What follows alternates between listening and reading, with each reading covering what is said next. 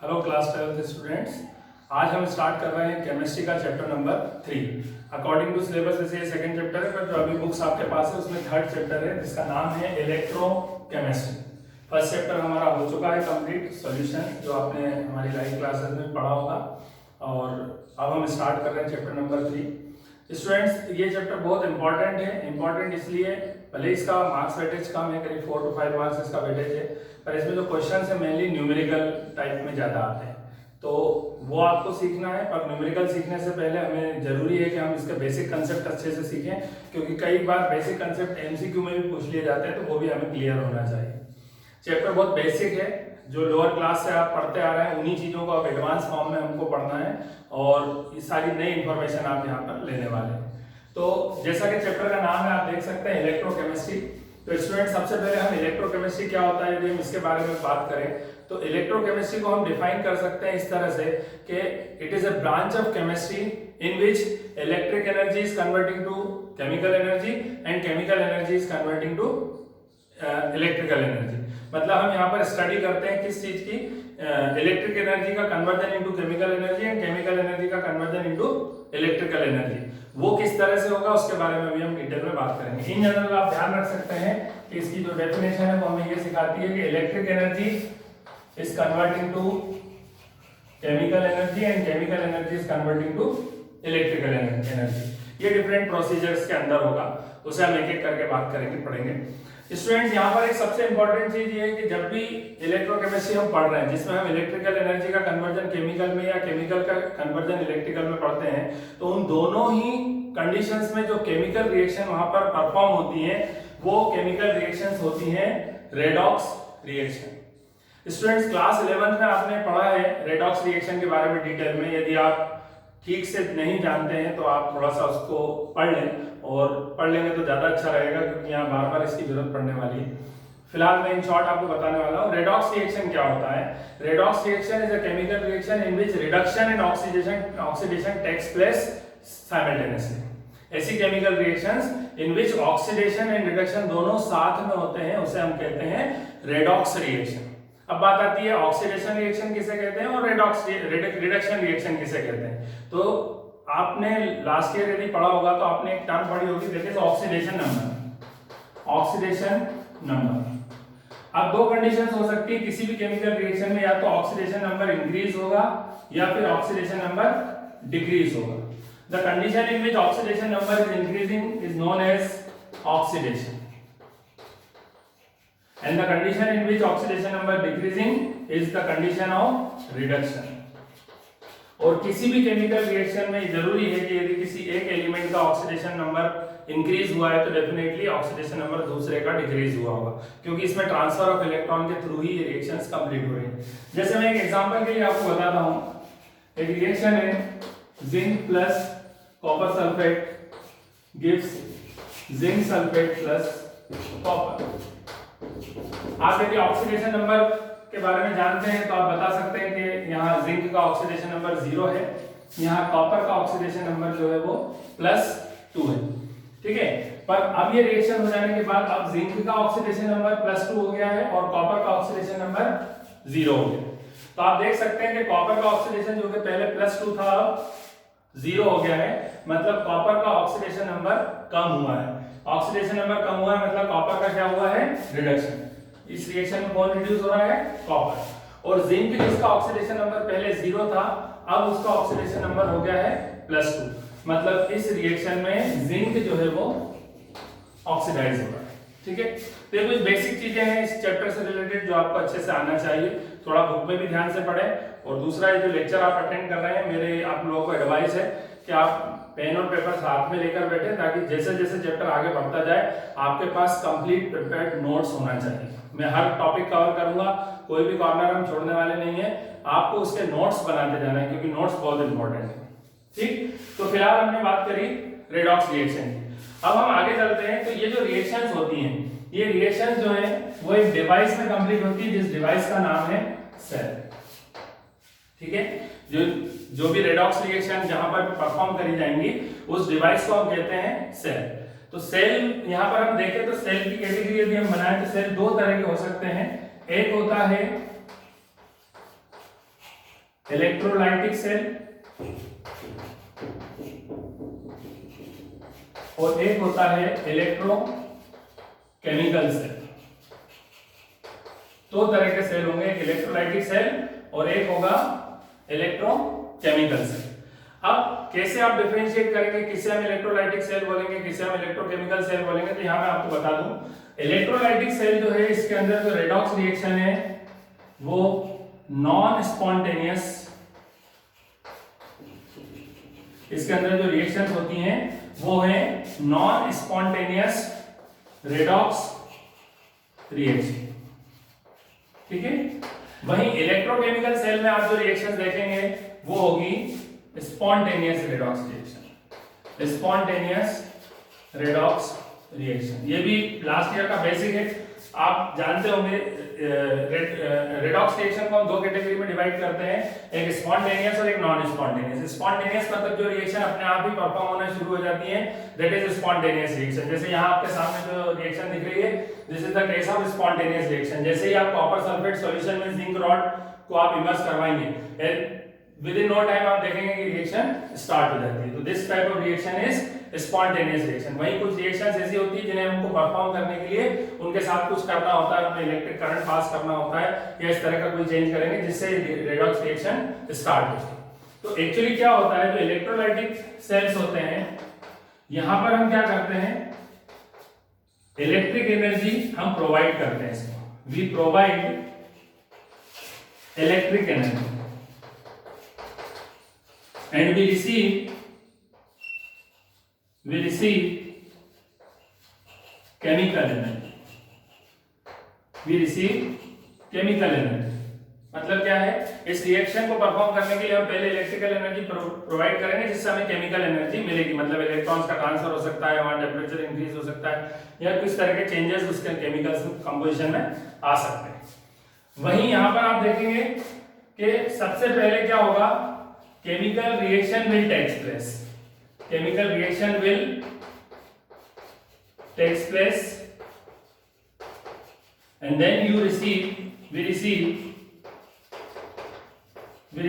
electric energy, ठीक है।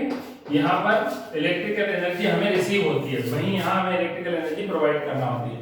ये सीधा एग्जांपल है जो जनरली सेल्स जिनके बारे में हम जानते हैं, जो पेंसिल सेल या इस तरह के सेल, केमिकल सेल आप यूज करते हैं, इनमें क्या होता है, इसमें इस तरह के कुछ केमिकल्स भरे हुए हैं जो कंटिन्यूअसली रिएक्शन करते हैं।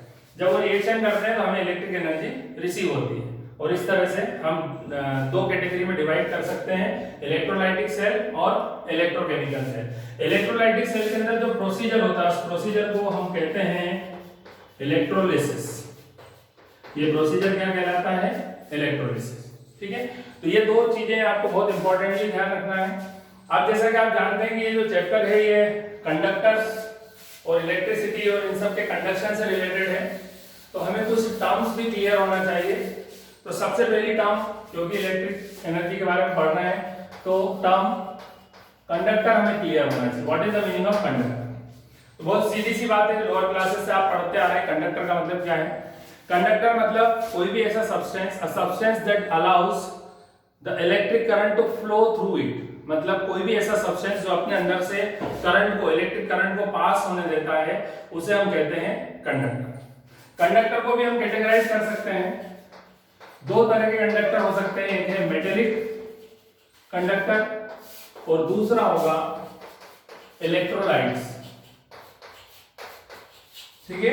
मेटेलिक कंडक्टर के बारे में आप ऑलरेडी जानते हैं। मेटेलिक कंडक्टर मतलब इसके अंदर सभी मेटल्स आ जाएंगे, ऑल मेटल्स, जितने भी मेटल्स आप जानते हैं वो सभी मेटेलिक कंडक्टर हैं, and they all are good conductor of electricity, ठीक है। मेटेलिक कंडक्टर जो होते हैं उनमें करंट फ्लो कैसे होता है, इलेक्ट्रिक करंट फ्लो कैसे होता है? तो उसमें करंट फ्लो होता है with the help of free electrons, with the help of free electrons. आप जानते हैं जैसे मान लीजिए आयरन का एटम है, तो इसके पास इलेक्ट्रॉन्स फ्री, ऐसे ही दूसरा आयरन का एटम होगा, उसके पास भी इलेक्ट्रॉन्स फ्री। और इस तरह से आप देखते जाएंगे कि कई सारे आयरन एटम्स हैं जिनके पास नंबर ऑफ इलेक्ट्रॉन्स फ्री।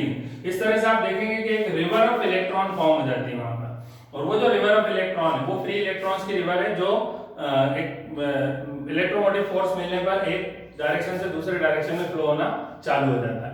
तो इस तरह से करंट जो है किसी भी मेटेलिक कंडक्टर के अंदर with the help of electron flow होता है।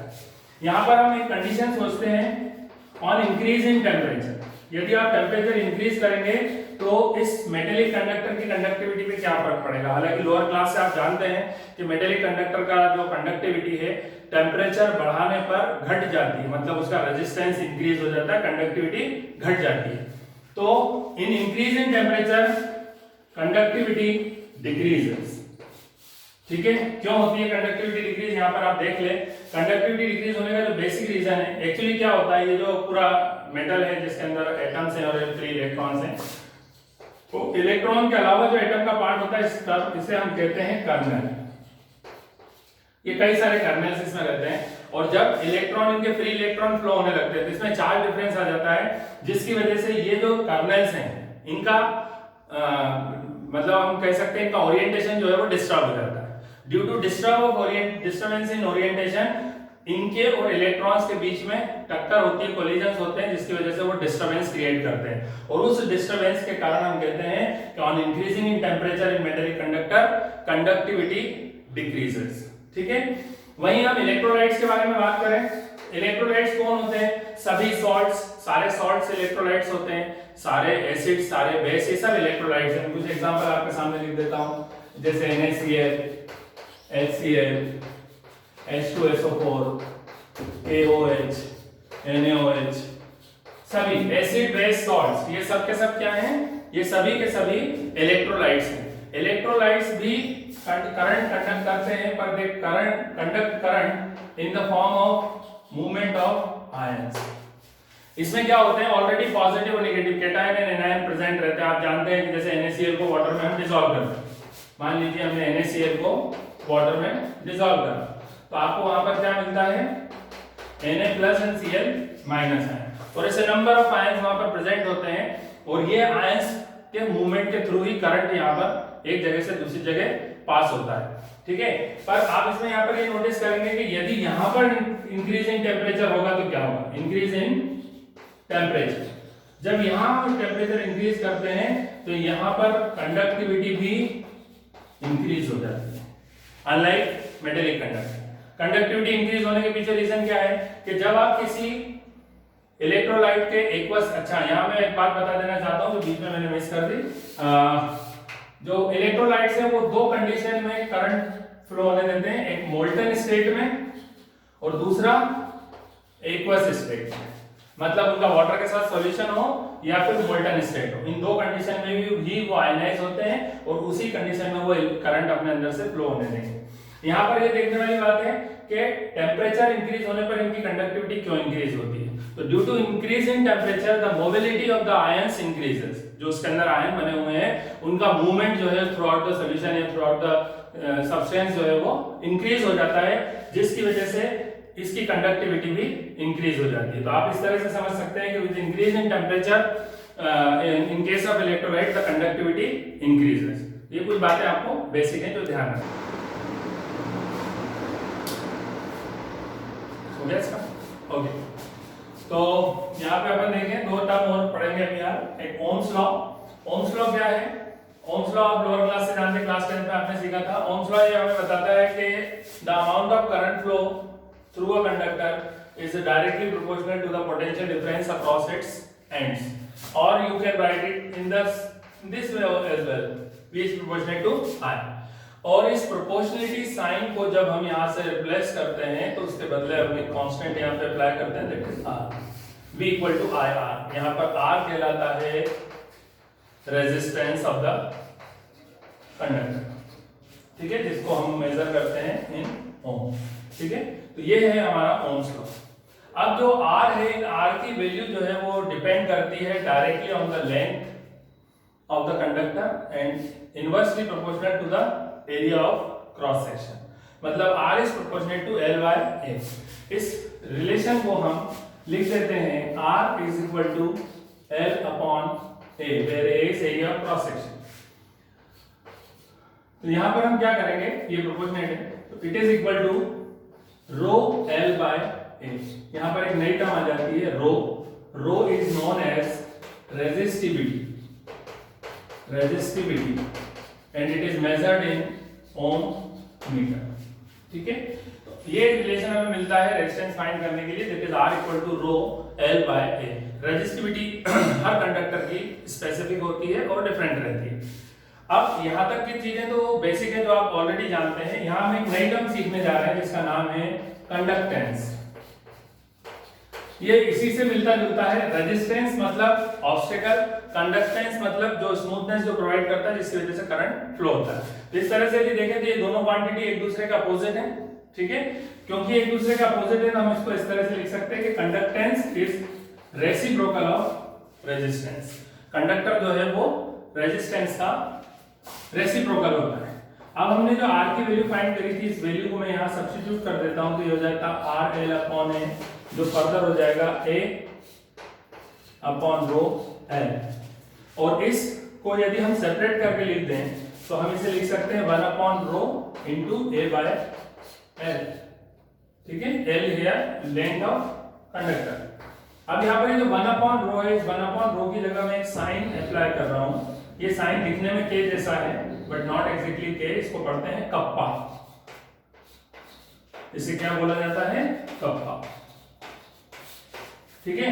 और ये जो कप्पा जो K हमने लिखा है, ये कप्पा ही कहलाता है कंडक्टेंस ऑफ, जैसे वहां पर हमने रेसिस्टिविटी बोला था, इसी तरह से यहाँ पर हमारी ये टर्म बनती है कंडक्टेंस। तो कप्पा इज इक्वल टू, यहाँ पर हमने किसकी जगह लिखा है इसे 1 अपॉन रो की जगह, या मैं लिख सकता हूँ rho equal to 1 upon K, ठीक है। तो कंडक्टेंस और रेसिस्टिविटी जो है वो भी एक दूसरे के रेसिप्रोकल इस तरह से हो जाते हैं। तो ये एक इंपॉर्टेंट टर्म है जो आपको क्लियर होना चाहिए, इसे आप अच्छे से सीख लें। इसके बाद एक छोटी सी चीज मैं आपको बताना चाहूंगा। इन सब चीजों को हम अप्लाई किस में करने वाले हैं? इन चीजों को हम अप्लाई करेंगे किसी भी कंडक्टर के रेजिस्टेंस या उसकी कंडक्टेंस फाइंड करने के लिए। यदि हमने रेजिस्टेंस फाइंड कर लिया तो उसका रेसिप्रोकल करके हम सीधे कंडक्टेंस निकाल सकते हैं। तो यहां पर हम एक टॉपिक डिस्कस करेंगे, measurement of conductance of conductors. कोई भी जो कंडक्टर्स हैं उनका यदि हमको कंडक्टेंस पता करना है, सॉल्यूशन हो सकता है वो कंडक्टर, इलेक्ट्रोलाइट हो सकता है, कुछ भी हो सकता है वो कंडक्टर, कोई सॉल्यूशन ऑफ इलेक्ट्रोलाइट भी हो सकता है। तो वो कैसे हम पता करेंगे? वो पता करने के लिए एक टर्म हमको पढ़ना है, दैट इज व्हीटस्टोन ब्रिज। इसके बारे में हम बात करेंगे, व्हीटस्टोन ब्रिज। एक ये स्पेशल टाइप का अरेंजमेंट होता है व्हीटस्टोन ब्रिज।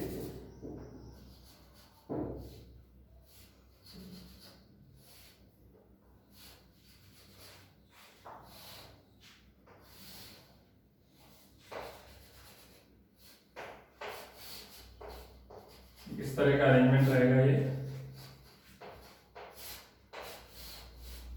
ठीक है।